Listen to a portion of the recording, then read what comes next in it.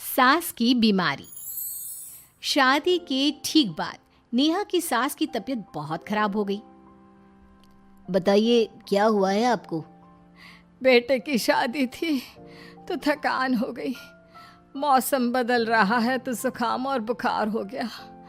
ऊपर से बहू के घर का खाना पता नहीं कैसा था कि पेट भी खराब हो गया। खाना तो बहुत बढ़िया था डॉक्टर साहब, सारे रिश्तेदार तारीफ कर रहे थे। रोहित की माँ इतनी कमज़ोर है कि जरा से में बीमार पड़ जाती है। डॉक्टर साहब आप सारी जांच करके देखिए, मुझे ऐसी क्या बीमारी है कि मेरी तबीयत ठीक ही नहीं रहती। फिलहाल तो ज़्यादा कुछ नहीं है, पहले आपके ज़ुकाम बुखार और पेट का इलाज कर लेते हैं, फिर बाकी के टेस्ट करवा लेंगे। अभी आप ये दवाइयाँ ले आइए। पिताजी मैं डॉक्टर साहब को छोड़कर और दवाइयाँ लेकर आता हूँ। माँ जी तो बीमार थी, इसलिए नेहा ने किचन संभाल लिया। माँ जी अब आपकी तबीयत कैसी है? पहले से ठीक है। आप बैठिए, मैं खाना लगाती हूँ। तेरे बाबूजी और रोहित ने खाना खा लिया? रोहित तो टिफिन लेकर ऑफिस गए हैं माँ, और बाबूजी ने खाना खा लिया है। आप शुरू कीजिए। यह क्या, खाने में इतना तेल इतने मसाले? अरे अभी अभी तो तबीयत ठीक हुई है मेरी, तुम क्या मुझे वापस बीमार करना चाहती हो? नहीं माँ जी, ऐसा नहीं है। क्या हुआ? देखो ये बहू ने कैसा खाना बनाया है। खाना तो बहुत ही स्वादिष्ट था। अरे मैं ये खाना खाऊंगी तो बीमार हो जाऊंगी ना। ओह हाँ, बहू को अभी पता नहीं ना तुम्हारे बारे में, रोहित समझा देगा उसे। देख बहू, अच्छे से समझ लेना कि इस घर में कैसा खाना बनता है। हाँ माँ जी, मैं समझ लूँगी, लेकिन अभी आप कुछ तो खा लो। ये खाना खा लूंगी तो कल का खाना खाने के लिए बचूंगी भी नहीं। सास की बातें सुनकर नेहा उदास हो गई। उसने रोहित के घर आती ही उससे माँ जी के खाने के बारे में पूछा। आज माँ जी ने मुझे खाने के लिए बहुत बुरा भला कहा। माँ को मसालेदार और तेल घी वाला खाना सूट नहीं करता, वो बीमार पड़ जाती हैं। ऐसी क्या बीमारी है माँ जी को? पता नहीं, आज तक कई डॉक्टरों को दिखाया, कितने टेस्ट करवाए, लेकिन कोई बीमारी पकड़ में ही नहीं आई। नेहा को कुछ समझ में तो नहीं आया, लेकिन उसने अपनी सास के हिसाब का खाना बनाना सीख लिया। माँ जी आज तो खाना ठीक है ना? खाना तो ठीक है, लेकिन ये मुआ रेडियो क्यों चल रहा है इतनी तेज आवाज में? वो माँ जी, मैं अकेले काम करते करते बोर हो रही थी ना, तो टाइम पास करने के लिए चला दिया। तेरा इस टाइम पास के चक्कर में मेरा सर दर्द से फटने लगा है। तेज आवाज से मुझे माइग्रेन हो जाता है। सॉरी माँ जी, मुझे पता नहीं था। तुम्हें जब तक सब पता चलेगा तब तक मैं तो भगवान के पास ही पहुंच जाऊंगी। नहीं नहीं, ऐसा मत कहिए ना माँ जी। अब मैं कहीं भूख से ही ना मर जाऊं। खाना मेरे कमरे में रख दो। बेचारी नेहा, उस दिन उसे बहुत दुख हुआ। नेहा तुम रो क्यों रही हो?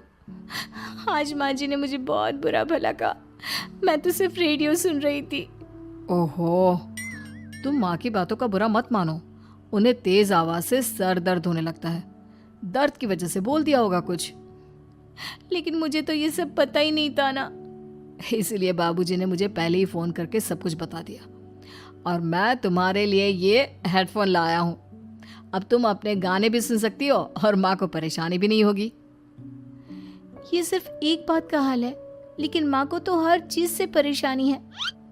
अब क्या कर सकते हैं, माँ बीमार ही इतनी रहती है।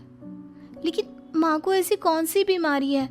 तुम्हें बताया तो था, किसी भी डॉक्टर को माँ की बीमारी समझ में नहीं आ रही। अब तुम भी ये सब सोचना छोड़ दो, ये हेडफोन लो और अपने पसंद के गाने सुनो। रोहित के गिफ्ट से नेहा की एक परेशानी तो दूर हो गई, लेकिन उसके मन में कई सवाल खड़े हो गए। आज मैं देर से उठा हूँ या तुम जल्दी उठ गई? वो माँ जी को कल रात भर सर दर्द हुआ ना, तो जल्दी उठकर उनकी जगह मैंने पूजा कर दी। अरे वाह, अच्छा अच्छा, हे भगवान, ये किसकी करामत है? ये तो माँ जी की आवाज है। चलो चल के देखते हैं। क्या हुआ माँ? अच्छा, ये घर में गुलाब कौन लाया? मुझे नहीं पता, मैं तो अभी उठा हूँ। माँ जी आप कल रात भर सो नहीं पाई, तो मैंने जल्दी उठकर पूजा पाठ किया। घर में फूल नहीं थे ना, तो मैं बाजार से गुलाब के फूल ले आई। नेहा, माँ को गुलाब के फूल की एलर्जी है। अब मुझे ये कैसे पता होगा? अच्छा, तुझे कुछ पता नहीं तो तू वही काम क्यों करती है जिससे मेरी तबीयत खराब हो जाए? रोहित के बाबूजी, ये बहू मेरी जान लेना चाहती है। माँ जी, मुझे ऐसा करके क्या मिलेगा? वो तो तुझे ही पता, लेकिन कुछ तो है। रोहित की माँ, बस करो। बेचारी बहू को कुछ पता ही नहीं है, बस इसलिए उससे गलती हो जाती है। जाओ तुम कमरे में। बहू, तुम रोहित की माँ का बुरा मत मानो। वो अपनी बीमारियों से इतनी परेशान है कि उल्टा सीधा बोल देती है।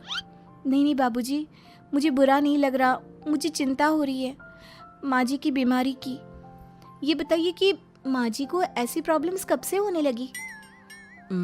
शादी के 6-7 महीने बाद से। बाबूजी, तब घर का माहौल कैसा था?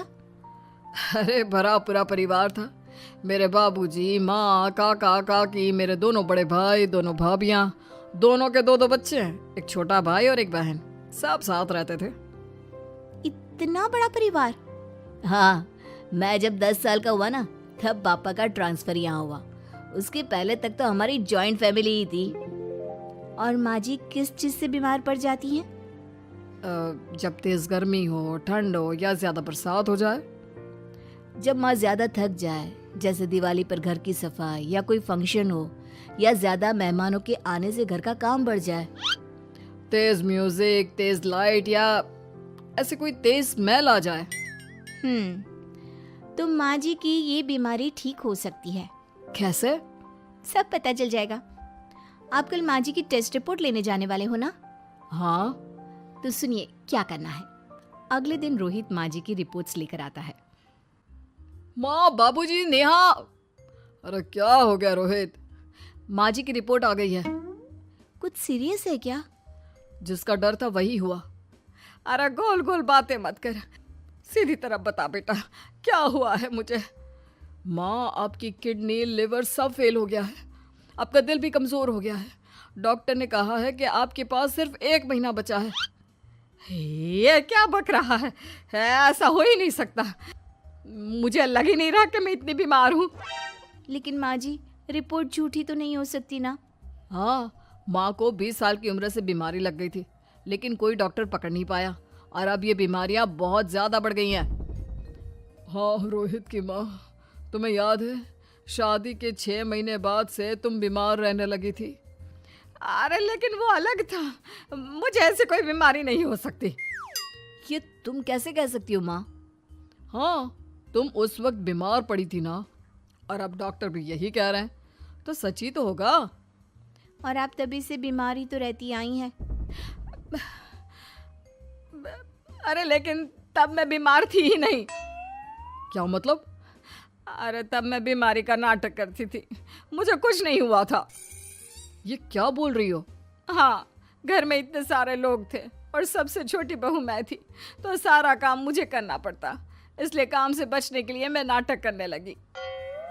लेकिन आपको अभी भी वही बीमारियां होती है ना माँ?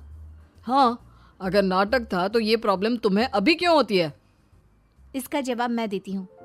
माँ जी कई महीनों तक नाटक करती रही, इसलिए इनके दिमाग ने धीरे धीरे इस झूठ को सच मान लिया और इनका दिमाग उन बीमारियों का एहसास कराने लगा।